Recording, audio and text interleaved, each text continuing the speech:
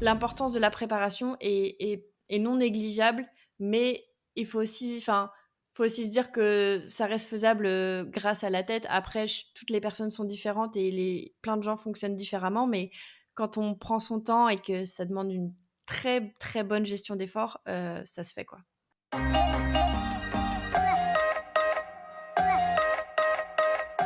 Bonjour, je suis Alexandre et bienvenue dans le podcast Les Joies du Sport, le podcast qui vous permet de suivre une aventure avant même qu'elle ne commence. Dans ce format, des invités viendront te présenter leurs futurs projets sportifs, que ce soit une course avec dossard ou bien un projet off, et cela à 2 reprises. Mais pourquoi 2 interventions sur un même sujet ? C'est peut-être la question que tu te poses. Sache que ces 2 épisodes te permettront une immersion totale dans le projet. Lors du premier épisode, enregistré avant l'événement, ce sera l'occasion de découvrir notre invité et d'en apprendre plus sur le défi qui l'attend et comment il s'y est préparé. Nous découvrirons également comment il intègre son entraînement dans sa vie personnelle et professionnelle. Nous discuterons de ses sensations à l'approche de l'événement ainsi que ses attentes sur ce défi. Et si tu écoutes cet épisode dans les premiers jours de sa sortie, cela te permettra de suivre l'aventure en direct via les informations qui te seront données par l'invité ou via le compte Instagram du podcast, @lesjoiesdusport.podcast. Lors du second épisode, qui sera enregistré après l'événement, que le projet soit couronné de succès ou parsemé de difficultés, l'invité te partagera son expérience lors d'un débriefing complet et nous analyserons la différence entre les attentes et les résultats obtenus. Et ce sera également l'opportunité de connaître ses futurs projets. Maintenant que tu connais le concept, je te laisse avec l'invité du jour. Aujourd'hui, je reçois Noémie Rochard. Vous la connaissez sûrement via sa chaîne YouTube où elle partage du contenu autour du vélo. Et aujourd'hui, une fois n'est pas coutume, on parlera également de cyclisme, mais on va parler plus particulièrement de l'étape du Tour et de sa préparation, car c'est son prochain objectif qu'elle va nous présenter aujourd'hui. Mais pas seulement, on va aussi parler de son parcours sportif. Mais ne perdons pas trop de temps et allons tout de suite à la rencontre de Noémie. Salut Noémie, comment tu vas ? Salut Alexandre, et bah, ça va très bien et toi? Eh bah écoute, parfait, on a retrouvé un petit peu de chaleur. Ça commence à faire du bien, surtout pour sortir le vélo et d'autant plus pour toi qui prépares une grosse course. Mmh. Première question du podcast qui est récurrente. Quel a été le premier sport qui t'a passionné ?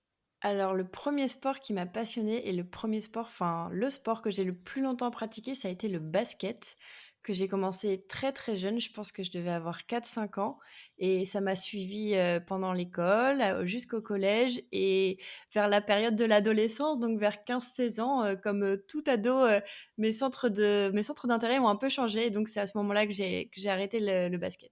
Juste pour situer, même si c'est une question qui ne se pose pas trop normalement, mais quel âge as-tu pour voir un petit peu à quelle étape tu es par rapport à ce que tu nous as dit juste avant ? Bah, ça va que je suis encore jeune. L'âge, c'est pas encore trop tabou chez moi, mais du coup, j'ai 24 ans, je suis une 2000. Qu'est-ce qui t'a fait basculer un petit peu basket déjà, qu'est-ce qui t'a attiré dans le basket ? Le basket, ça m'est venu, je pense, ça a été quelque chose que j'ai pratiqué parce que, tu sais, quand on est tout petit, les parents nous savent pas trop dans quel sport nous mettre, donc ils nous mettent sur des sports un peu, multicos, je sais plus comment on appelle ça, mais des aprèm, tu fais plein de sports. Moi, c'est le basket qui m'a attirée parce que l'esprit d'équipe, en fait, le fait de jouer en groupe et puis tout de suite, il y a eu les copains, les copines qui sont venus donc en fait, ça a été un peu le sport, que tout le monde faisait à l'école et donc j'ai fait ça, quoi.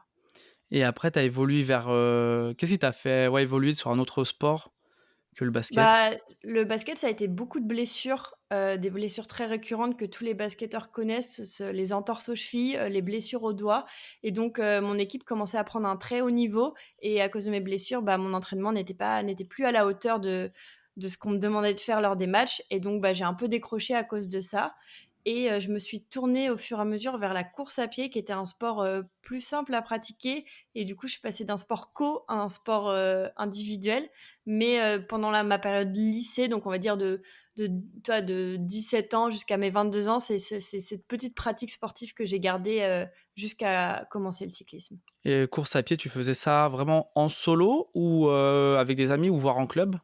Ouais, complètement en solo, j'étais quand même assez sportive dans l'âme, donc le fait d'arrêter complètement le basket, ça m'a mis un peu un coup, sachant que la période de l'adolescence, c'est pas forcément la meilleure période pour ne pas faire de sport et donc j'avais besoin de garder un tout petit peu d'activité sportive, donc c'est cette voie que j'ai décidé de garder et vraiment, je faisais ça toute seule dans mon coin, sans de grosses ambitions, tu vois? Je faisais des petits kilomètres, les petits crosses, de ma ville, mais rien de trop ambitieux, on va dire. Tu avais quand même gardé un contact avec la compétition, du coup?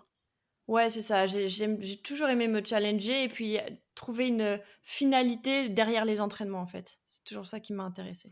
Et toi, c'est quoi qui te pousse le plus? C'est plutôt, t'entraîner et t'inscrire à des compétitions ou plutôt t'inscrire à des compétitions pour te motiver dans ton entraînement? Disons que je m'entraîne beaucoup, beaucoup et au moment où j'ai un bon niveau, en fait, même sans avoir de bon niveau, en fait, je fais un peu les je sais pas, dans ma tête, c'est vrai que c'est assez séparé les entraînements de la compétition et l'un ne va pas sans l'autre, ça c'est évident, mais savoir lequel qui me pousse le plus, c'est un peu les 2 me font aller de l'avant, je dirais. Je trouve pas de Du coup, la bascule vers le cyclisme, tu en as, brièvement parlé. Elle est venue à quel moment et pourquoi? Donc j'ai rencontré, Quentin qui est, mon compagnon encore à l'heure d'aujourd'hui. On s'est rencontrés en 2021 il me semble et donc lui c'est un cycliste compétiteur depuis qu'il a l'âge de 4 ans. Donc un cycliste aguerri, et dès le début de notre relation, c'est vrai que je l'ai accompagné tout de suite dans cette discipline, en allant l'encourager sur ses courses. Je le voyais partir s'entraîner, 10-15 heures par semaine donc toute la première année de notre relation, j'ai été beaucoup plongée là-dedans, sachant que Quentin est aussi créateur de contenu, il fait aussi des vidéos sur internet et donc je l'accompagnais, j'ai un souvenir, où il est parti monter le Mont Ventoux en gravel et du coup, je me suis aussi un peu improvisée caméraman pour pouvoir le filmer pour ses vidéos YouTube. Et donc, vraiment, pendant 1 an, j'ai été 100% plongée dans le cyclisme, mais plutôt en tant qu'observatrice et un peu vidéaste. Et au bout d'1 an, j'ai eu un déclic dans ma tête et je me suis dit: «Bah, là, c'est trop bien de te suivre dans ta passion, mais j'ai envie de faire plus. J'ai envie, moi aussi, de me reprendre un peu en main» parce que du coup, bah, voilà, ça faisait quand même ma pratique sportive avait quand même bien diminué et j'avais vraiment envie de, voilà, de me reprendre en main physiquement, dans la tête et tout et pour moi, le cyclisme, le fait d'être accompagnée par Quentin, de commencer ce nouveau sport-là, c'était, un nouveau chapitre de ma vie qui me tentait de fou et donc j'ai plongé dans l'aventure, j'ai commencé à peu près des petites initiations en l'été 2022 et j'ai vraiment commencé le cyclisme en janvier 2023. Et tu as commencé du coup directement par le vélo de route ou une autre Ouais, discipline? direct.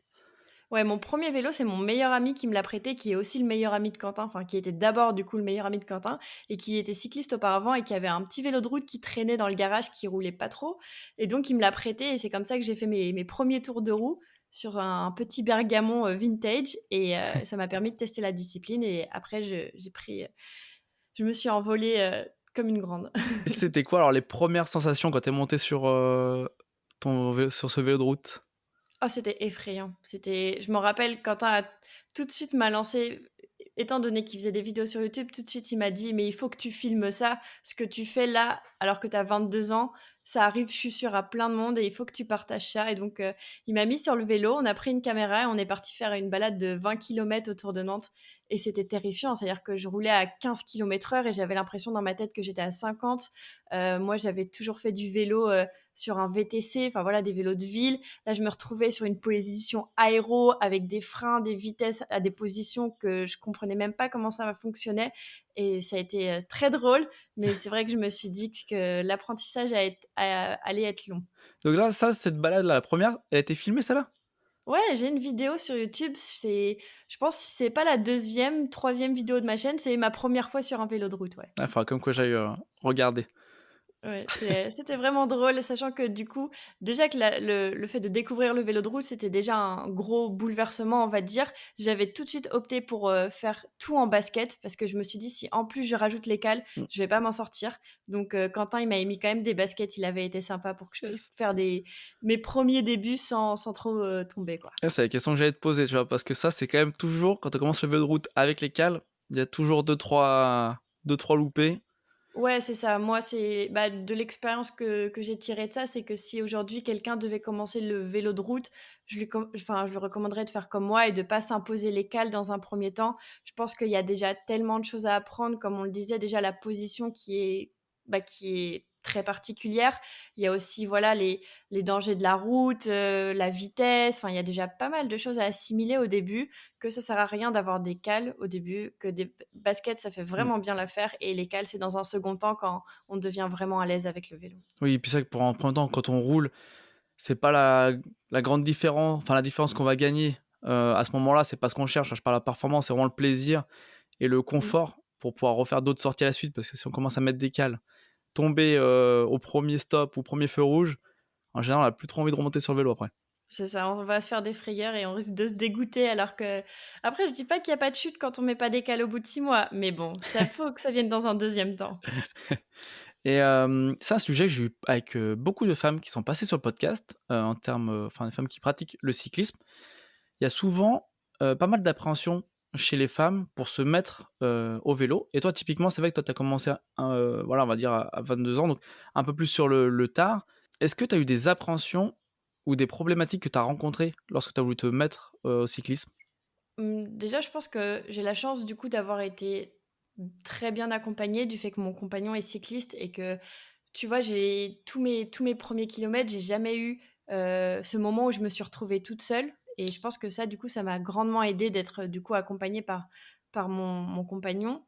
Mais, ça change pas qu'il y avait quand même des frayeurs qui étaient là. Moi, évidemment, les 1res frayeurs, ça a été que je refusais d'aller rouler sur la route et que je prenais tout le temps les pistes cyclables et mon compagnon, du coup, Quentin, qui est cycliste, pour lui, c'était impensable d'aller sur les pistes cyclables parce que, voilà, les bouts de verre, il allait crever et puis c'était pas ça. Enfin, le vélo de route, c'est pas à rouler sur les pistes cyclables, quoi. Et donc, ça, c'était une des grosses appréhensions que j'avais quand j'ai commencé. Après, j'ai je pense avoir fait les choses, step by step et du coup, je me suis amené les difficultés au fur et à mesure, ce qui fait que j'ai vraiment gagné en confiance sans me traumatiser ou me faire des frayeurs, bêtement, quoi. Très bien, donc si tu avais un conseil en tout cas à donner, peut-être à une femme qui écoute le podcast et qui hésite un peu à se lancer pour, bah, peut-être les mêmes raisons que toi au niveau des craintes qu'on peut avoir au tout début, qu'est-ce que tu pourrais lui conseiller? Moi, le 1er conseil que je donne toujours à quelqu'un qui me dit qu'il veut commencer le vélo de route, c'est que j'essaye de lui dire que de se trouver un vélo à se faire prêter parce que, en vrai, on le sait tous, le cyclisme, c'est un sport qui coûte extrêmement cher et donc c'est cool, je trouve, de pouvoir, bah, essayer de se faire prêter un vélo pour déjà voir si ça nous plaît avant d'investir, bah, des centaines, voire des milliers d'euros dans un vélo parce que ça coûte vachement cher et puis après, une fois que le vélo est là, bah, 2e conseil, pas besoin d'écale parce qu'en basket, c'est très bien et qu'il y a une 1re phase où il faut découvrir le vélo, rien que le vélo avant de s'embêter avec des cales et le 3e conseil que je donne, c'est, prenez votre temps. Il y a pas besoin d'aller vite, il y a pas besoin de faire des 100 kilomètres, faut toujours, prendre son temps, step by step, aller faire 10 bornes, 15 bornes, 20 bornes. Au fur et à mesure, on rajoute quelques kilomètres. On se prend pas la tête avec la moyenne et le but, c'est de découvrir et de se faire plaisir, quoi. Oui, c'est vrai que quand on commence, avec des fois, on peut être limité de façon que ce soit physiquement, en termes de distance, mais c'est vrai qu'il y a Mmh. souvent une, comment dire? Problématique ou en tout cas ou une mauvaise motivation, des fois sur la moyenne qui revient souvent, un peu liée à notamment, Strava. Mmh. C'est vrai quand on sort en vélo, faire des sorties endurance, c'est quand même bon, mais il y a toujours un peu une partie, d'ego qui veut toujours pousser des fois à aller un peu plus vite ou, voilà, aller faire les segments ou autres Mmh. et c'est vrai que c'est pas forcément toujours, nécessaire et des fois c'est bien de surtout au début, de prendre son Ouais. temps et voilà, de prendre le temps d'apprécier quand même les choses et voilà, comme tu as dit, toi, c'est vrai que tu as commencé le vélo finalement depuis assez peu de temps. Tu vas être déjà, on va parler, bientôt, mais voilà, sur l'étape du Tour, mais sachant que tu as déjà fait, une étape du Tour, l'année dernière. Mouais, je l'ai fait alors que ça faisait 6 mois que je faisais du vélo. Voilà, donc c'est vrai que c'est quand même costaud. Mais ça, c'est mon petit tempérament, un peu fou à me dire, «Je suis capable de tout, je prendrai mon temps, mais j'arriverai au bout, c'est sûr». Non, bah, ça, je le garde pour après cette question, on reviendra dessus, tout à l'heure. Au niveau de la pratique que tu as du vélo et de la chaîne YouTube, est-ce que cette chaîne YouTube, elle te motive dans ta pratique ou c'est plutôt ta pratique du vélo qui te motive à avancer ta chaîne YouTube? Là, la réponse est claire, c'est clairement la chaîne You enfin, La chaîne YouTube et la communauté que j'ai réussi à construire là en 1 an et demi, 2 ans, c'est une source de motivation, énorme pour moi.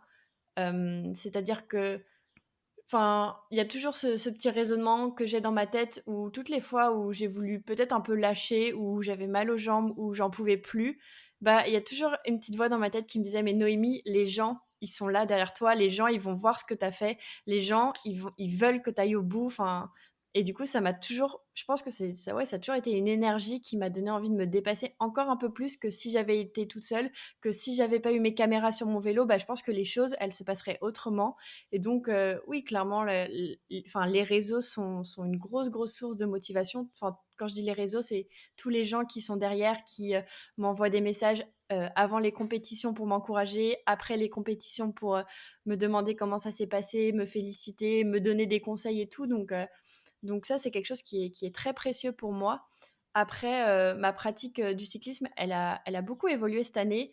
Là où j'ai été très irrégulière l'année dernière à cause de contraintes professionnelles, cette année, j'ai décidé d'un peu de changer ça et donc maintenant, j'ai aussi, le temps que je peux m'accorder où enfin, c'est toujours un équilibre un peu bizarre entre prendre le temps de s'entraîner et prendre le temps de faire des vidéos YouTube parce que, bah, ça prend énormément de temps et aujourd'hui, c'est un peu comme les entraînements et la compétition, bah, ma pratique du vélo et les vidéos YouTube, bah, ça va pas l'un sans l'autre et c'est quelque chose qui me pousse dans les 2 sens.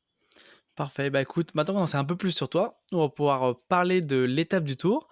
J'ai Mmh. pour habitude de lire une description, en tout cas là en l'occurrence, ce sera du parcours qui est disponible sur le site de l'étape du Tour. Et ensuite, on pourra commencer un peu à parler de ta préparation. OK. La 32e édition de l'étape du Tour de France se tiendra le 7 juillet 2024 sur le parcours de la 20e étape du Tour de France, entre Nice et le col de la Couillole, soit 138 km de route avec plus de 4600 mètres de dénivelé positif cumulé, incluant les ascensions de col de Brosse, de Turigny, de la Colmiane et de la Couillole. Préparez-vous rigoureusement pour l'édition 2024 de l'étape du Tour de France, qui promet d'être l'une des plus exigeantes parmi les 31 précédentes. Les 4600 mètres de dénivelé positif répartis sur les 138 km de parcours vous mettront à l'épreuve. Il est impératif d'être parfaitement préparé pour ce défi.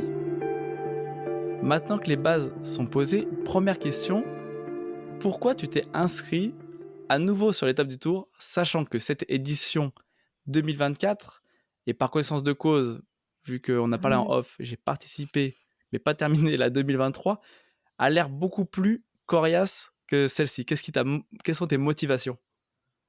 Hem, Bah, quand j'ai terminé l'étape du Tour l'année dernière, ça a été, ouais, j'ai fini l'étape en pleurs parce que, je crois que les 1 mots que je dis, «C'était la chose la plus difficile que j'ai fait de toute ma vie».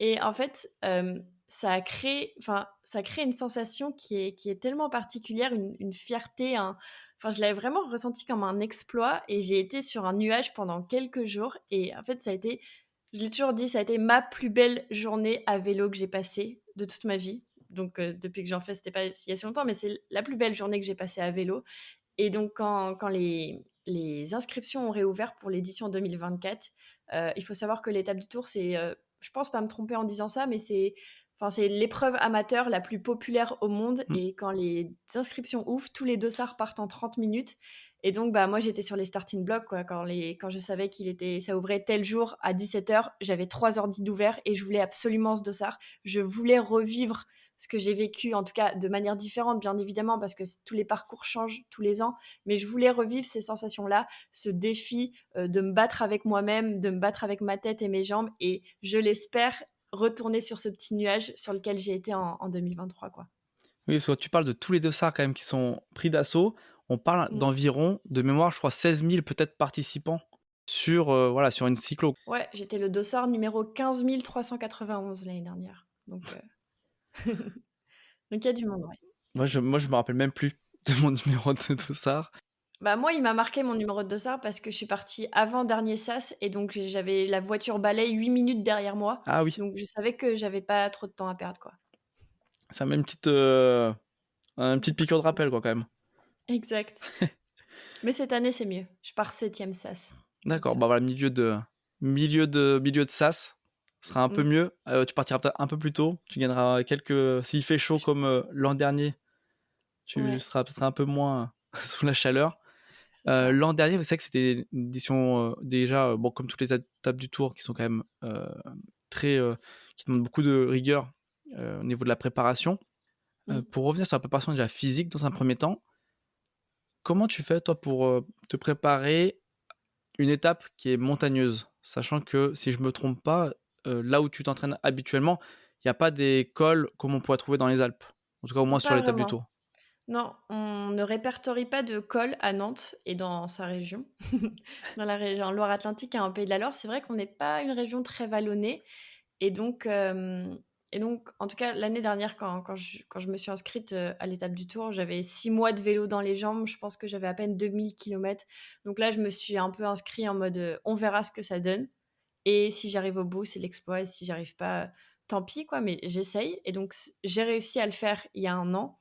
Donc c'est vrai que cette deuxième édition auquel je participe, je veux pas l'aborder trop en confiance, mais je l'aborde assez sereinement parce que, hem, je sais que je me prépare mieux que l'année dernière, ce qui c'est évident. Je pense que je suis en bien meilleures conditions. Je sais que j'ai un mental, prêt à toute épreuve et c'est sûrement ça qui m'aidera à aller au bout. C'est ce que j'avais dit l'année dernière quand j'ai terminé, j'avais dit, «Rien dans les jambes, tout dans la tête» parce que je l'ai vraiment terminé à la tête, cette étape du Tour et donc pour cette année, je garde la même tête, mais en plus, j'ai un peu travaillé les jambes et donc quand on n'a pas de montagne dans le lieu de vie et ben, on fait sans, on va chercher des petites côtes. On Je pense que sur des sorties, tu vois, j'ai entre 400 et 800 mètres de D+ max par chez D'accord, ouais. moi, donc c'est vraiment pas Mmh. grand-chose et donc bah, quand on veut se préparer à ça et ben, on part, on change de région et on va s'entraîner ailleurs et ça a été mon cas, cette année. D'accord. Quand tu dis que tu t'entraînes ailleurs, c'est quoi? Tu fais des stages ou tu pars sur des week-ends ou sur une Là, j'ai semaine? commencé ouais, c'est ça, j'ai commencé l'année, c'était début mars, il me semble. J'ai commencé en partant une semaine en Espagne, donc dans la région de Gérone. Donc, c'est pas des cols, hors catégorie, mais ça reste une région très vallonnée et pour un début de saison, c'était idéal et donc j'ai commencé, ma préparation de l'étape du Tour, avec ce stage en Espagne, pendant une semaine où j'ai quand même, pris pas mal de D+ sur la semaine. D'accord. Tu peux nous parler un petit peu du fonctionnement d'un stage? Parce que moi, personnellement, je ne sais pas trop comment ça se passe. C'est tu passes par un organisme? Ouais, c'est ça. Moi, je suis passée par un organisme, donc là, c'était Bike Évasion, mais de toute façon, il en existe plein maintenant et donc bah, tu payes un certain montant et donc dans ce montant-là, de compris, bah, on est logé dans un hôtel, on était une vingtaine, il me semble, ce type d'hôtel en Espagne, tu vois, où tout est compris, matin, midi, soir, des chambres, il y a la piscine et tout. Bon, en mars, il faisait pas encore assez chaud pour aller à la piscine, mais enfin voilà, c'est des hôtels très sympathiques et puis tous les jours, du coup, il y a des encadrants qui sont là. Nous, on en avait 3 ou 4 et donc le programme est hyper défini tous les jours. On sait quelle sortie on va faire et donc il y a plein de thématiques qui sont abordées. En plus des sorties, on a aussi des espèces de petites conférences où du coup, il y a du partage d'expérience sur, bah, comment gérer son alimentation pendant une course, comment, faire de la bonne récupération. Enfin voilà, c'est vraiment, 7 jours où tu es vraiment plongé à fond dans le vélo.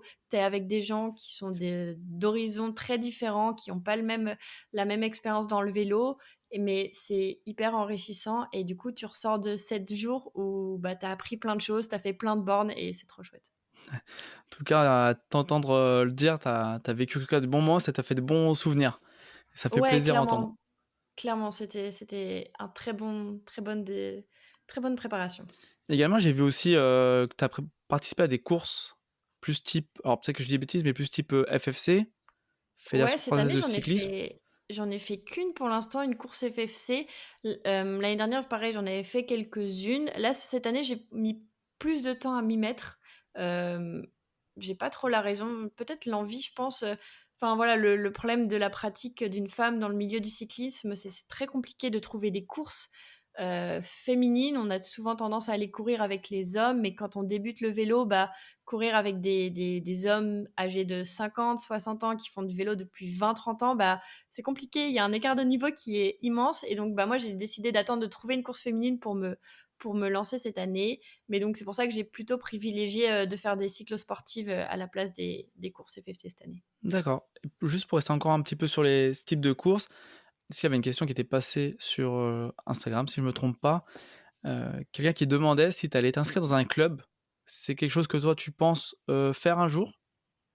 Bah, je l'ai fait l'année dernière, disons que moi je l'ai fait un peu, bah, je l'ai fait dès que j'ai commencé le vélo par esprit pratique parce que, dès que tu fais une cyclosportive ou un événement dans le vélo, on te demande toujours un certificat Mmh. médical, donc c'est super, relou. Donc je me suis dit: «Bon, je m'inscris dans un club, comme ça j'ai la licence FFC, j'ai des assurances, j'ai la preuve qui dit: "Je suis apte à faire du vélo" et donc je serai plus tranquille pour m'inscrire à des événements, quoi».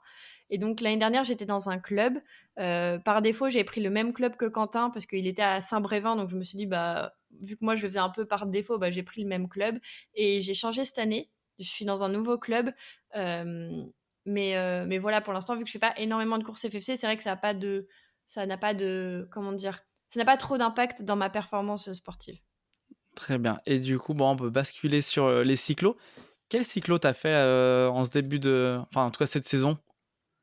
J'ai commencé la saison des cyclos, il me semble ma première c'est Paris-Roubaix, que j'avais aussi fait en 2023 et que j'ai refait cette année en version la plus dure, le circuit le plus dur. C'est la première que j'ai fait, qui était très cool. Enfin, moi j'adore les pavés donc c'est c'est vrai que j'aime beaucoup Paris-Roubaix et la deuxième cyclo qui me vient en tête que j'ai fait plus récemment au mois de mai, c'était la Babybel qui est dans ma région en Pays de la Loire et qui est une cyclo où il y a pas trop d enfin, c'est pas des cols, mais c'était très vallonné. Je crois qu'on était quasiment à 2000 de dénivelé, donc pareil, c'était une très bonne prépa pour l'étape du Tour. Niveau sensation ou même, data, tu as senti une amélioration là par rapport à bon, même si c'est pas tout à fait le même profil, mais par rapport à ce que tu avais eu à l'étape du Tour, 2023? Bah, ma gestion de comment je gère, l'étape du Tour et de comment je gère les autres cyclos, enfin, c'est vraiment très différent. C'est-à-dire que des cyclos comme la Babybel que j'ai fait au mois de mai, l'objectif, c'était partir à bloc pendant 115 bornes parce que, je voulais vraiment jouer la course, je voulais aller chercher un classement dans ma catégorie. Donc il y avait une vraie, ambition de performer, alors que l'étape du Tour, je sais la difficulté que ça représente et donc la gestion de course n'est pas la même. Je peux même pas appeler ça une gestion de course, on va dire, la gestion d'effort n'est pas du tout la même et donc l'objectif de l'étape du Tour, c'est pas d'aller vite, mais c'est d'aller au bout. Très bien, oui. Je vois tout à fait de comment tu voilà, je vois très bien de quoi tu parles. Mmh. Effectivement, parce que c'est vrai que le problème de l'étape du Tour, c'est vrai que le fait qu'il y ait 4 gros cols, l'un des plus gros dangers serait presque, et finalement par rapport à la confiance que tu as acquis, ce serait de partir, peut-être trop vite Mmh. et ça, c'est une erreur que voilà qui est quand Que même, j'ai surtout pas envie de souvent faire, ouais. Mmh. c'est Bah, c'est beaucoup de personnes la souvent font. Bah, c'est ça, c'est que souvent les gens qu'on croise dans l'école et qui sont dans le mal ou qui sont arrêtés, c'est souvent des gens qui sont partis trop vite et qui se sont un peu brûlés les ailes et c'est clairement pas l'erreur que je veux faire. Comme je te le disais, je me sens plus en confiance que l'année dernière parce que vu que j'ai terminé 2023, je me dis: «Je suis capable de faire 2024». Mais il faut aussi que enfin, je sais très bien dans ma tête que je partirai pas trop en confiance. Surtout, bah, l'année dernière, j'étais SAS 15. Donc les SAS, c'est les heures de départ. Pour ceux que je sais pas si dans tous les sports ça fonctionne comme ça. Et du coup, les meilleurs sont devant. Donc l'année dernière, j'étais SAS 15. Donc techniquement, j'étais avec des gens globalement moins rapides. Cette année, je suis dans le SAS numéro 7. Donc j'ai quasiment gratté la moitié de ce que j'avais l'année dernière. Et donc, il y aura des gens plus rapides. Et l'objectif, c'est vraiment pas d'essayer de trop suivre un groupe qui va trop vite parce que je vais cramer des cartouches et je vais arriver dans l'école et j'aurai plus de cartouches et c'est pas du tout ça l'objectif. Donc ça, c'est vraiment pour faire une étape du Tour, faut vraiment hyper bien se connaître et faut être hyper raisonnable parce que c'est super dur, quoi. Et est-ce que sur, cette étape du Tour, tu as fait des reconnaissances de col? Pas du tout, pas pour l'instant. Alors, le problème de cette année, c'est que c'est à Nice, mais c'est souvent très loin parce que c'est dans les Alpes ou les Pyrénées et quand tu es à Nantes, bah, c'est toujours super loin. Mais du coup, non, j'ai pas eu l'occasion de me rendre à Nice pour aller faire une reconnaissance. Cependant, hem on aura l'occasion avec Quentin de partir une semaine avant l'étape du Tour dans la région de Nice. Et donc, je pense qu'une semaine avant, du coup, on ira faire des petites portions de reconnaissance pour voir un petit peu comment ça se passe. Et puis, de toute façon, de nos jours, il y a plein de gens, heureusement que YouTube existe, il y a plein de gens qui font des vidéos de reconnaissance de l'étape du Tour. Et du coup, à travers les vidéos, tu peux avoir le ressenti des gens, tu peux repérer un peu sans y être réellement, quoi. Oui, ça c'est vrai que j'avais un petit peu poncé aussi en 2000, pourtant j'habite à côté de l'étape du Tour 2023, mais j'avais déjà quand même poncé des vidéos. C'est vrai que ça donne voilà, une bonne idée du ressenti, de voir un peu parce qu'on avait parlé aussi en off, mais c'est vrai que savoir si c'est exposé ou non, c'est des petits détails, mais bon, c'est vrai que Mm. c'est Moi, je suis quand même assez partisan de je veux pas trop savoir non plus. Je veux bien essayer de faire un petit peu de reco et tout, mais pas trop non plus parce que, tu sais, j'ai peur de me faire peur et de me dire: «Oh non, je vais jamais y arriver». Donc je préfère aussi y aller 100 dans l'inconnu et de me dire: «On verra bien ce qui va se passer». Limite, je ne préfère ne pas savoir à combien de kilomètres est le haut du col comme ça, tu vois? Sinon mes jambes, elles vont cramer avant le haut, quoi. c'est vrai que bon, du coup, l'an dernier, tu avais pas reconnu Jouplane alors? Non, j'avais rien reconnu du tout. J'étais partie pareil une semaine avant. J'étais à Annecy Mmh? et le départ était à Annemasse, il me Annemasse, semble. oui, c'est Donc ça. j'étais plutôt proche du départ, mais j'étais restée dans la région d'Annecy. On avait fait plein de cols autour du lac d'Annecy sans trop aller faire de reconnaissance parce que, particulièrement l'année dernière, je refusais de savoir à quelle sauce j'allais être mangée. J'ai préféré rester 100 dans l'ignorance Garder, ouais, pour pas me l'ignorance. faire peur. Exactement. C'est vrai que des fois après, au bout de 6 mois de mais déjà, c'est déjà quand même, faut le noter, enfin moi tout personnellement, je trouve ça incroyable d'avoir terminé quand même l'étape du Tour et à la fois fou de s'être inscrit après 6 mois de vélo. Bah, ouais, c'est souvent ce que Mais les gens m'ont dit. mais bon, que c'est comme tout, hein, si on n'essaye pas, c'est compliqué de savoir si on peut, arriver à le faire. Donc franchement Non, puis chapeau c'était à une toi. manière de prouver que c'est faisable aussi. C'est vrai que l'importance de la préparation est non négligeable, mais il faut aussi se dire que ça reste faisable, grâce à la tête. Après toutes les personnes sont différentes et les plein de gens fonctionnent différemment, mais quand on prend son temps et que ça demande une très, très bonne gestion d'effort, ça se fait, quoi. On va parler également de la, préparation. Alors est-ce que préparation mentale, est-ce que toi, tu as un préparateur, mental ou quelqu'un qui te coach un petit peu?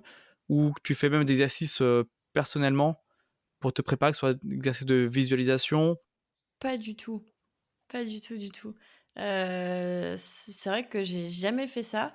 Par hasard, je me suis retrouvée avec un hypnotiseur il y a quelques semaines de ça et du coup, on a un peu abordé, la gestion la conclusion que j'ai eue après ma première année de pratique du vélo, c'est que, je me sentais pas forcément très à l'aise dans les pelotons. J'ai peur des chutes, j'aime pas trop frotter, donc je sais que dans un peloton, je suis pas très à l'aise. Quand je roule toute seule, je fais 150 bornes l'étape du Tour, tu vois? Je suis à l'aise, j'ai pas Mmh. peur.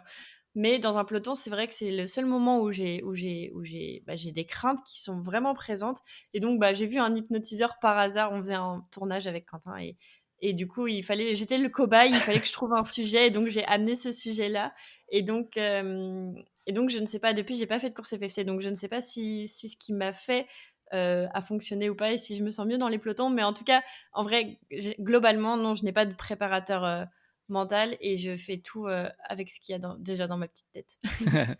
Très bien. Écoute, on va aborder aussi un sujet récurrent, sur le podcast, à savoir comment toi, est-ce que tu intègres ta pratique sportive au sein de ta sphère privée et professionnelle? Ça c'est une question qui est hyper intéressante parce que du coup, hem, j'ai eu un vrai changement professionnel, depuis mars où j'avais un emploi un job qui était très contraignant avant. J'habite à Nantes, je travaillais à Paris. C'était un job qui me demandait beaucoup de temps, du temps de déplacement, plus les entraînements de vélo, plus faire, le montage des vidéos YouTube. Donc en fait, ça a été une année 2023 hyper chargée et je savais que 2024 ne pouvait pas continuer ainsi. En tout cas, pour ma santé mentale, c'était Mmh. plus faisable, ni physique d'ailleurs. Donc à partir de mars, tout a changé puisque je suis devenue freelance et donc, là, mon emploi du temps, s'est réorganisé de manière, beaucoup plus, conciliante et donc, c'est vrai que tout se mélange un petit peu dans ma vie, bah, j'habite avec Quentin. Nous sommes tous les 2 cyclistes, nous sommes tous les 2 freelance et on travaille ensemble maintenant. Donc en fait, tout est mélangé, c'est-à-dire que, bah, ma vie perso, c'est avec Quentin. On pratique le même sport, donc on essaye souvent de s'entraîner ensemble et puis, bah, la vie pro maintenant, c'est 50 au moins ensemble et donc c'est vrai que tout gravite un petit peu autour du vélo, autour de la pratique, autour de nos réseaux sociaux Mmh. et tout donc c'est vrai que le vélo a une place hyper importante, dans nos vies. Pour revenir sur ce point-là, niveau, freelance, tu es freelance quoi en fait dans c'est par rapport à ta chaîne, YouTube ou c'est, par rapport à J'ai un un autre peu, domaine? j'ai pas mal de casquettes et donc je mélange, pas mal de casquettes et donc de base, je suis développeuse web, donc ça, c'est ma formation initiale. À côté de ça, bah, je suis, ce qu'on appelle, de nos jours, créatrice de contenu, donc il y a toute la partie réseaux sociaux et du coup, avec Quentin, depuis quelques mois, on a aussi lancé une agence de création digitale et donc on réalise des vidéos pour des clients et qu'on a spécialisé dans le cyclisme, bien évidemment. Et donc, on réalise des vidéos, que ce soit pour des événements vélo, des courses, des cyclosportives ou alors des marques de vélo. Enfin, voilà, on travaille. Enfin, moi, en tout cas, je travaille un peu sur ces trois casquettes-là. Cool, bien, très bien. Bah, ça permet d'en savoir un peu plus parce que c'est vrai qu'on voit pas forcément tous les aspects qu'il y a derrière. En tout cas, nous, moi personnellement, c'est vrai que c'est plus, je vois l'aspect, créatrice de contenu, Bien sur sûr. YouTube. C'est ce que tous les gens pensent qu'on fait du vélo toute la journée, mais non. On arrive à trouver du temps pour faire d'autres choses aussi. C'est vrai que déjà, bon, c'est vrai qu'entre pratiquer déjà le vélo et monter les vidéos pour YouTube, déjà ça prend, comme tu as dit, un certain temps. Donc faire Beaucoup de encore temps, ouais. autre chose à côté, c'est remarquable et c'est vrai que voilà, tout gravite. Donc c'est vrai que je pense que tu dis que tout se mélange, mais j'ai l'impression que c'est plutôt que tout, s'entremêle. Enfin, que ça a une belle osmose. Oui, on a réussi à quand même en fait, on a des énergies qui sont, hyper importantes et qui matchent bien ensemble et finalement, tu vois, le fait de quand il y en a un qui est pas trop motivé à s'entraîner, de pouvoir partir l'autre s'entraîner, bah, c'est une nouvelle source de motivation. Quand parfois on a des commentaires pas toujours hyper agréables sur nos vidéos YouTube et bah, finalement l'autre est hyper, apte à comprendre ce qui se passe donc tu vois, il y a une enfin voilà, en fait, c'est une synergie qui marche bien et ça se mélange mais de manière, positive. Très bien. Juste à aborder le sujet, c'est juste une question plus moi parce que en fait, j'ai découvert un truc que moi j'avais pas connaissance. OK. C'est vrai que les commentaires, des fois négatifs que je vois notamment en regardant sur des vidéos que toi tu réalises, Mmh. hem, ça ces commentaires-là, toi comment tu les enfin comment tu arrives à les digérer? Et et puis ouais, il y a des commentaires de façon de base qui pour moi personnellement n'ont pas lieu d'être, soit par rapport surtout, enfin tout ce qui touche à la pratique, juste le fait que ce soit une question de performance ou ça, je ne comprends pas trop. Mais Mmh. comment tu fais du coup pour, voilà, on comprend bien que toi le cyclisme, c'est vraiment, voilà, une passion et tu es très heureuse et épanouie dans ce que tu fais. Quand il y a des gens qui viennent de nulle part et qui te parlent qui te parlent de toi alors que qu'ils ne te connaissent pas. Bah, c'est vrai que enfin, je vais te dire une phrase un peu bateau, mais on le sait que quand on s'expose sur les réseaux, bah, on s'expose à plein de gens différents.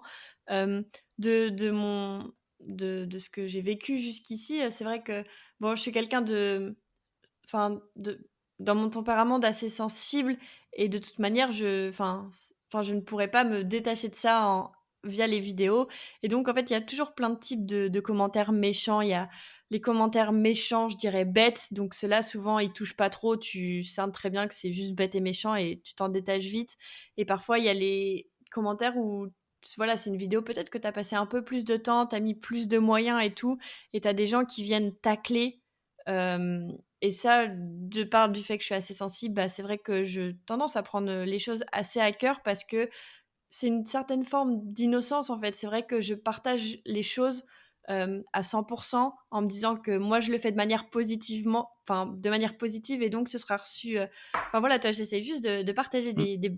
des bonnes énergies, des bons moments, enfin même les mauvais moments, mais toujours avec le sourire, toujours en relativisant, toujours en disant: «Bon, bah, voilà, on apprend, en fait, ensemble. Moi, j'apprends et j'apprends aussi grâce à vous» et parfois, voilà, il y a des commentaires méchants qui font mal, mais voilà, comme je te le disais, il y a Quentin qui est toujours là pour, me remonter un petit peu, sur ma chaise et me dire: «C'est pas grave, regarde, c'est 1 de négatif C'est pour 99 de positif», donc faut vraiment réussir à se détacher. Et puis après, voilà, il y a les gens qui sont méchants, mais c'est plus, voilà, ça reste des messages écrits qui peuvent être mal interprétés. C'est très facile d'être maladroit.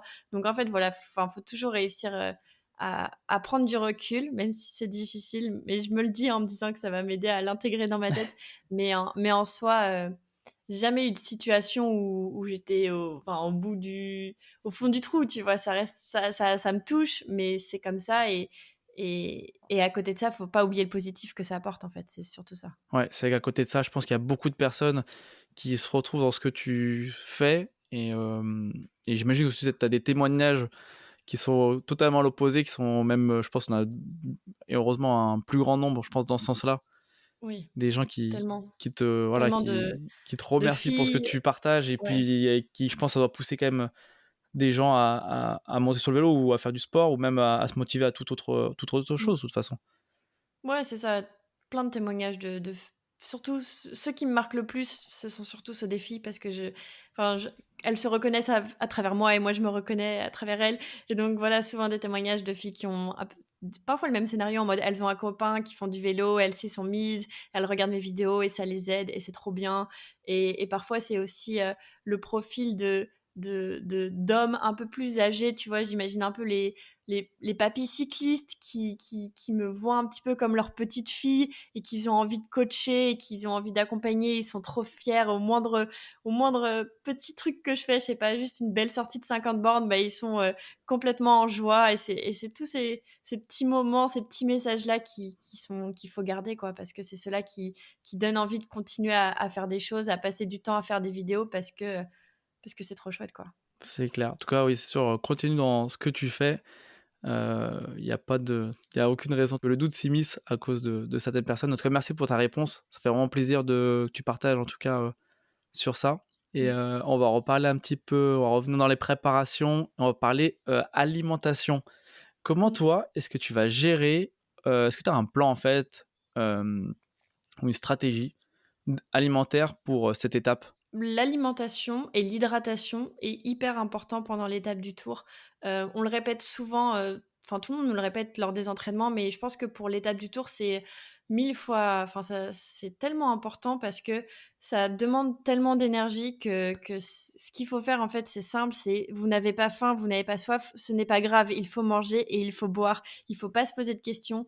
Moi, je suis partie, avec un frigo attaché à mon vélo et j'ai mangé des quantités, bon, pas non plus astronomiques, mais enfin voilà, des bars, des gels. Je me suis arrêtée, à tous les ravitaux parce qu'à chaque, sommet de col, il y avait un ravito.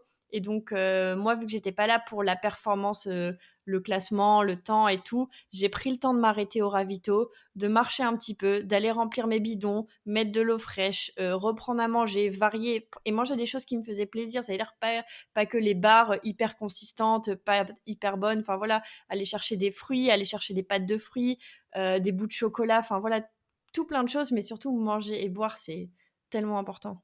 C'est vrai que l'hydratation, et c'est que j'ai pas écrit exactement, mais c'est que j'avais lu en préparant pour l'étape du tour également que je puis un moindre pourcentage de baisse au niveau de l'hydratation, ça équivalait à C'est vraiment fatal, à ouais. une grosse perte d'énergie.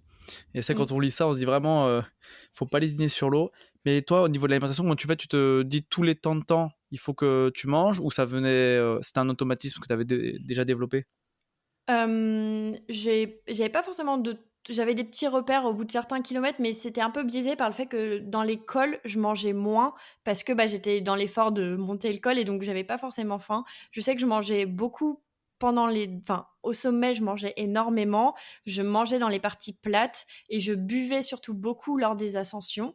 Ça, c'était vraiment enfin, voilà, je buvais beaucoup lors de la montée. Une fois que j'arrivais en haut, je mangeais, je redescendais, je mangeais sur le plat et je remontais, tu vois? C'était un peu ça la logique. Maintenant, aujourd'hui, sur les pas mal de compteurs, il y a des petites alarmes enfin pour se rappeler de manger et boire. Je pense que ça peut être une très bonne chose pour l'étape du tour si vous êtes un peu tête en l'air et que vous avez peur de pas réussir à vous forcer. En tout cas, le compteur peut vous aider à avoir des petites alertes. Mais moi, j'ai pas vraiment de truc précis. J'ai pas d'alimentation précise. J'avais pris des barres d'une marque, Power Bar, enfin, j'avais pris pas mal de choses, des barres, j'avais pas de gel, je crois, mais j'avais aussi des petits, enfin, c'est pas des gels, mais c'est des petits bonbons et ça équivaut à des gels aussi et enfin, le truc, c'est vraiment de varier plein de choses, mais surtout de manger. Et niveau matériel, parce qu'on voit que tu changes régulièrement. Tu as souvent un vélo, différent. Cette année, sur l'étape du Tour, niveau matériel, tu sais avec quoi tu vas partir? Je sais à peu près avec quoi je vais partir. Je peux pas l'annoncer pour l'instant parce que du coup, c'est relatif à mon nouveau vélo, qui est mon futur vélo de route et que j'ai pas encore, dévoilé sur les réseaux. Mais en gros, l'année dernière, j'avais un vélo à patins en tant que vélo de route et j'avais un gravel à disque pour faire du gravel. Et le raisonnement a été et que je vous partage, c'est que, au-delà de montées d'école, il y a des descentes de col et donc j'ai décidé de privilégier les disques parce que je trouvais ça, en termes de sécurité, bien mieux parce que j'étais pas très à l'aise en patin pour faire les descentes et après, tout se joue dans le braquet et je pense que c'est ça qui m'a pas mal sauvée l'année dernière. C'est que pour le coup, j'ai été bien conseillée sur le vélo et j'avais une cassette en 34 et je pense que c'est clairement le minimum à avoir pour, réussir une étape du Tour, hein. Quand on est un peu plus voilà, bon je pense que ceux qui jouent les premières places n'ont pas du tout le même problème que nous, on va dire, Ah globalement. ouais, faut distinguer les Mais premiers des moldus, hein, mais parce que c'est clair. Mais c'est vrai que quand on n'est pas sûr à voilà, quand on n'est pas, tout à fait rodé, en tout cas à l'exercice, il faut pas lésigner sur, rajouter des dents derrière. Sachant que de toute façon en descente, c'est pas très grave parce qu'on n'est pas là pour, faire des relances sur du plat ou aller à mmh, 80 en descente, c'est pas tellement le problème. Le problème, c'est de pouvoir, faire tourner les jambes en mmh, montée le plus mmh. possible. Donc c'est vrai qu'il faut vraiment pas lésigner, il faut pas commencer à avoir un peu d'ego et pas vouloir Ouais, changer non, la cassette à vraiment. l'arrière, ce serait une grosse erreur. Ouais, l'ego, c vraiment l'ego dans l'étape du Tour ne sert à rien. Le but, c'est d'aller au bout et là, vous aurez tout l'accomplissement du monde et vous allez vous prendre pour un cycliste professionnel à l'arrivée parce que vous aurez l'impression d'avoir réussi un truc de fou et vous aurez vraiment réussi un truc de fou. Donc c'est vrai que cette partie matos, je suis pas forcément, le bon exemple parce que voilà, je débute et que j'ai pas toujours les meilleurs, réflexes avec mon vélo au niveau de l'entretien.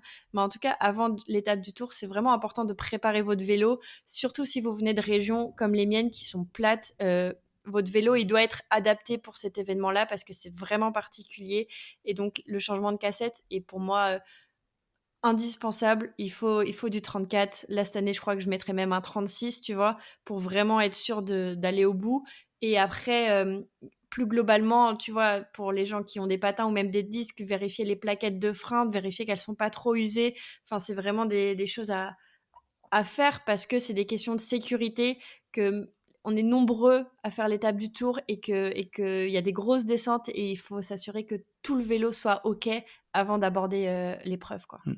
Petit point, émotion, qu'est-ce que ça t'a fait en 2023 de rouler sur, route fermée et sur une route qui va être empruntée par le Tour de France?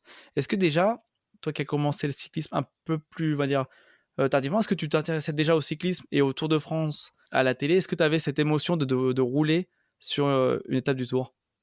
Bah, j'ai eu un papa qui était, cycliste et qui a après avoir arrêté sa petite carrière, mais quand je dis carrière, c'est pour rigoler un peu parce que il était dans cette partie, très, cyclotourisme. Mais en tout cas, il a toujours eu cette fibre vélo et je l'ai depuis toute petite, hein, je le vois regarder le Tour de France et toutes les courses cyclistes à la télé. Donc tu vois, j'ai toujours eu ça en écho un petit peu dans ma vie.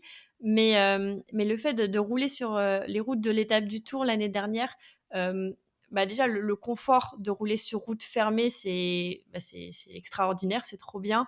Mais ce qui m'a vraiment fait vibrer, c'était enfin, tu vois, parfois, il y a des étapes du Tour où il y a vraiment des cols mythiques, avec, des noms, enfin, tu vois, je sais pas, l'Alpe d'Huez, col du Tourmalet, enfin, voilà, parfois, il y a vraiment des noms mythiques. Parfois, comme l'année dernière et cette année, il y a pas trop de cols, mythiques. Mais en fait, ce qui te fait vraiment vibrer, c'est tous ces gens sur les bords des Mmh. routes, comme si tu étais professionnel. Moi, c'est vraiment ça qui m'a émue tout le long parce que vu qu'on est à une semaine avant le passage des pros, souvent il y a beaucoup de camping-caristes qui sont déjà là pour prendre les meilleurs spots et puis il y a beaucoup de familles qui viennent voir, encourager les gens qui font l'étape du Tour. Donc ce qui fait qu'il y a vraiment énormément de monde sur les bords de la route, sur les bords de route.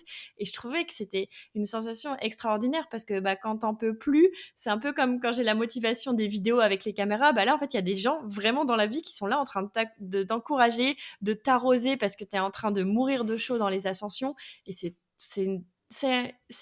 la meilleure des sensations, je pense, de voir ces gens-là te crier dessus comme si t'étais leur proche, alors que on se croise pendant 10 secondes et eux, ils sont là, ils donnent de l'eau, ils t'hydratent, ils t'arrosent, ils sont prêts à te pousser s'il faut, mais ils sont là, quoi. C'est vrai que ça, c'était un moment vraiment. Je sais pas, toi, par exemple, qui a fait d'autres cyclos, c'est que je pense pas en termes de public qu'on peut se retrouver ça ailleurs. Non, clairement, il y a Paris-Roubaix, il y a quelques secteurs, où il y a du monde, mais l'étape du Tour, ça reste une bulle. Je trouve que c'est vraiment une bulle dans laquelle tu te plonges. Tu sais quand tu pars, tu sais pas quand tu vas revenir, mais tu sais que tu vas vivre quelque chose d'extraordinaire et ça fait partie de la magie de l'étape du Tour et ces sensations-là, tu les retrouves sur aucune autre, cyclo et bon, je fais du vélo depuis 2 ans, mais j'ai quand même fait une petite dizaine de cyclos à mon actif et pour l'instant, j'ai jamais retrouvé ces sensations ailleurs, quoi. Ça, c'est vrai. C'est vraiment je pense que c'est vraiment un des points positifs que tu as hâte, je pense, de redécouvrir sur l'étape Mmh. du Tour en 2024. C'est vraiment ouais, Ouais. l'ambiance, je pense que c'est à part entière. Et, euh, et c'est vrai que là, ça, c'est un des points positifs en tout cas, de l'étape du Tour. Et c'est vraiment pour ça que les gens viennent et reviennent malgré la difficulté de l'épreuve. Et puis c'est vrai que les gens aussi ça se comprend, on a toujours des gens qui critiquent un petit peu le prix du dossard parce que c'est relativement élevé vis-à-vis de toutes les cyclos qui peuvent se faire en France à côté de ça. Mais pour moi, ça vaut le prix que ça vaut. Enfin, que ce soit au départ quand ils te font le petit audio qui te passe pour te motiver et tout, aux ravitaux, à tous les bénévoles qui sont là pour sécuriser les routes, aux gens. Enfin, je pense que le prix du dossard est à 150 €, il me semble, le prix de base quand tu prends que le dossard. Mais ça vaut tellement ça. Enfin, l'expérience qu'on vit après ça, c'est rentabilisé. Déjà, quand même rouler sur route fermée, c'est déjà quelque chose que, à part sur cette course-là, ou être cycliste professionnel, ce qui est très compliqué quand même, c'est vrai qu'il y a que sur voilà, l'étape du Tour en fait. Mmh. Bien ouais, il y a que l'étape du Tour où tu es sur route fermée. Donc voilà, déjà ça, c'est vrai que rien que ça, c'est déjà à part entière. Écoute, si Mmh. tu veux, on passait un petit peu au niveau des objectifs et de l'état d'esprit. Pour entamer cette thématique, j'ai une question qui t'a été posée que je vais te faire écouter. Bonjour, c'est Quentin Ruel et j'ai une question pour toi, Noémie. Je sais que tu as eu un objectif un petit peu bonus. Est-ce que tu vas battre PRC, Papa Ruel Cycling? Est-ce que tu vas réussir à le battre sur cette étape du Tour? Dis-moi ce que tu en penses. Ah, trop marrant. Je pensais pas qu'il allait faire ça. Mais ouais, c'est vrai que j'ai mon petit objectif personnel cette année. J'ai mon beau-père, en tout cas peut-être mon futur beau-père, qui prend le départ cette année avec Quentin et moi. Et donc, et je- la plus grande satisfaction que je pourrais, enfin l'une des plus grandes satisfactions que je pourrais avoir, c'est de réussir à le rattraper parce que c'est vrai qu'on se challenge beaucoup et que pareil, il m'a vu commencer le vélo il y a 1 an et demi et il y a encore hier, je faisais 100 bornes avec lui à l'entraînement, donc tu vois, il participe un petit peu à ma progression. Et donc j'ai hâte de le défier. Bon, il part 1 heure avant moi, je crois. Il part SAS numéro 1 et moi numéro 7, donc il y a du challenge. Mais si je pouvais le rattraper, ce serait chouette. Petite question avec une petite anecdote au passage. C'est vrai que ça fait Mmh, toujours plaisir. Et bah, du coup, ça va te pousser en tout cas un peu plus, en tout cas à finir l'étape et si mmh. possible, à mettre petite accélération dans le dernier col. Ah bah, si je l'aperçois au loin, alors là, je peux te dire que j'ai des ailes qui vont me pousser là, c'est sûr. Tu vas le déposer après. Ouais, je vais battre tous mes records. Et niveau du coup état d'esprit, comment tu te sens à quelques semaines de cet événement? Comment tu te sens physiquement et mentalement? Physiquement, j'ai jamais été aussi en forme. Je pense que à regarder toutes mes stats en ce moment, c'est hyper bon. En tout cas, je suis hyper contente de moi. Ça fait 2 mois que j'arrive à rouler avec 250 bornes par semaine. Donc c'est juste trop bien. C'est l'objectif que je me suis fixé et j'arrive à le tenir. Et donc ça paye et c'est trop cool. Donc physiquement, je sais que ce qui va me faire défaut, enfin, à Nantes, je me débrouille bien sur le plat, tu vois? Dès qu'il y a des petites côtes, 3-4 je commence à galérer. Donc je sais que, voilà, dans l'école, je suis pas encore parfaite, mais je travaille les jambes, je travaille les watts pour être là le jour J. En tout cas, j'ai encore un mois pour peaufiner ça, donc c'est cool. Mentalement, c'est toujours une grosse part d'appréhension parce que, je peux pas non plus me dire: «Bah, j'échoue cette année alors que j'ai réussi l'année dernière», tu vois? Mmh. Enfin, voilà, c'est le problème quand tu te reconfrontes à la même épreuve, bah, tu as forcément envie de faire aussi bien. Maintenant, je me mets pas la pression, je reste sereine. Je sais qu'il y aura déjà suffisamment de stress sur la ligne de départ, le 7 juillet, donc pour l'instant, j'y pense pas trop. Je continue à me préparer physiquement et je continue à préparer, bah, le vélo qui va m'accompagner pour cette étape et le jour J, j'espère que je serai 100 prête. Bah, hâte en tout cas de découvrir ce fameux vélo. Mmh. Je pense que ouais, sur Instagram, je pense qu'on aura droit à une petite photo, j'imagine? Oui, bien sûr. Quelles sont les dernières étapes de ta préparation dans les semaines, à venir? Là, dans les prochaines étapes, en vrai, je pense pas que j'ai pas de malheureusement, je vais pas pouvoir me confronter à d'autres cols, d'ici juin. En tout cas, là, je continue, mes entraînements à fond. Tu vois, j'ai une course samedi, un critérium où ça va être très intensif parce que je cours avec des access et donc, bah, voilà, il y aura, 98 d'hommes pour 2 de femmes, je pense. Donc ça va être hyper intense. J'ai un gros événement gravel, le week-end d'après, j'ai un 100 kilomètres en gravel. Donc en fait, pour finir juin, j'essaie vraiment de travailler mon endurance, de faire des longues sorties de plus de 100 bornes pour vraiment que voilà, mon cœur soit prêt à faire la distance. Et pour tout ce qui est dénivelé, bah, du coup, je vais attendre d'être le 1er juillet. Donc ça va être le moment où on va partir dans la région, niçoise et donc bah, quelques jours avant, on va faire des petits cols, on va tester un petit peu le matos, on va voir tester un peu les jambes, puis se reposer et puis après, bah, on sera déjà le 7 juillet donc en fait, ça vient très, très vite. Donc c'est un peu ça, l'objectif pour l'instant, ça va être, de continuer la préparation en endurance et après on verra pour faire 2-3 cols, la semaine avant, quoi. Très bien, bah, hâte de suivre, tout ça. Écoute, avant de te laisser la parole pour le mot de la fin, dans lequel tu pourras dire ce que tu veux pendant le temps que tu veux, le podcast sera à toi, puis on terminera là-dessus. Je voulais déjà te remercier d'être venu, d'avoir accepté de passer sur le podcast et surtout, hâte aussi de te retrouver pour la partie 2 du débriefing, qui aura lieu, bah, après l'étape du Tour et de découvrir avec toi comment, voilà, avoir ton ressenti sur comment s'est déroulé, cet événement, la semaine, d'avant-course et puis, savoir, qu'est-ce que ça fait de retourner sur son petit nuage. Donc hâte de te retrouver pour parler de tout ça. Déjà, avant de trop m'emballer, je te remercie de m'avoir invitée, déjà, parce qu'après je risque de partir dans toutes mes idées et d'oublier de faire ça. Donc déjà, un grand merci de me donner un petit peu la parole sur ça, parce que je trouve que en fait, bah, participer à ce podcast-là, c'est dans la continuité de ce que je fais sur les réseaux, bah, c'est prendre la parole et faire du partage d'expérience parce que, je trouve que c'est hyper important, surtout quand on est une femme et qu'on fait du vélo, bah, on sait très bien qu'aujourd'hui c'est un petit combat et que, bah, si on peut se faire entendre et qu'on peut réussir à montrer aux femmes que, bah, oui, on fait du vélo et que ça peut en motiver d'autres à en faire, bah, c'est trop chouette. En tout cas, c'est l'objectif que je me fixe, à travers tout ce que je fais sur les réseaux. Maintenant, si j'avais, un mot de fin, plusieurs phrases même plutôt qu'un mot, mais en fait, c'est en tout cas ce que je vis à travers l'étape du Tour, beaucoup de sportifs préparent des choses pour la performance, pour le résultat, parce qu'ils espèrent gagner la cyclo-sportive, parce qu'ils espèrent faire un top 100, un top 1000, mais il y a une autre partie de la discipline qui est juste, le challenge envers soi-même et c'est complètement ce que j'essaye de retrouver, à travers l'étape du Tour. C'est vraiment, même si on est 16 000 au départ, au final, sur mon vélo, bah, il y a que moi et c'est vraiment ce challenge, moi versus moi, que je trouve hyper intéressant et qui fait que j'ai très hâte d'être, le 7 juillet parce que, bah, c'est le dépassement de soi que je trouve tellement bénéfique en fait, je sais que c'est dur, je sais que je vais avoir mal aux jambes, je sais que je vais avoir soif, je sais qu'il y a des moments où j'aurai envie de poser pied à terre et que j'aurai envie d'abandonner, mais au final, j'irai au bout parce que j'ai trop envie d'être fière de moi et d'accomplir, parce que c'est vraiment de l'accomplissement de finir l'étape du Tour. 138 kilomètres avec 4 600 de dénivelé, c'est monstrueux.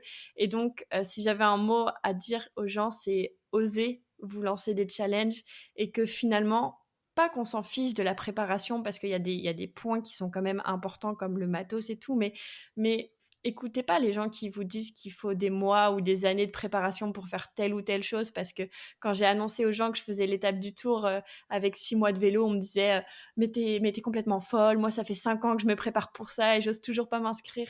Et ben en fait, je pense que tout ça on s'en fiche un peu. Si l'épreuve vous donne envie, que ce soit l'étape du Tour ou n'importe quelle autre cyclosportive ou épreuve, ou juste aller faire un 100 bornes pour le plaisir de faire un 100 bornes pour vous challenger, et bah osez le faire, parce que au final, quand vous arriverez au bout, et bah vous serez sur votre petit nuage et vous serez trop fiers de vous. Et ces petits moments-là de la vie, bah ils sont trop importants, parce que tout ça, si vous le réussissez, c'est seulement grâce à vous, et c'est trop bien. Donc c'est pour ça que osez vous challenger, et ça révolutionnera votre petite vie. J'espère que cet épisode t'a plu. Si c'est le cas, n'hésite pas à le partager avec tes proches et à donner ton avis en laissant une note sur ta plateforme d'écoute. Cela contribuera à augmenter la visibilité du podcast et à avoir des invités toujours plus incroyables. Et pour ne rien manquer des prochains épisodes, je t'invite à t'abonner au podcast. Et nous, on se retrouve très bientôt pour une nouvelle aventure.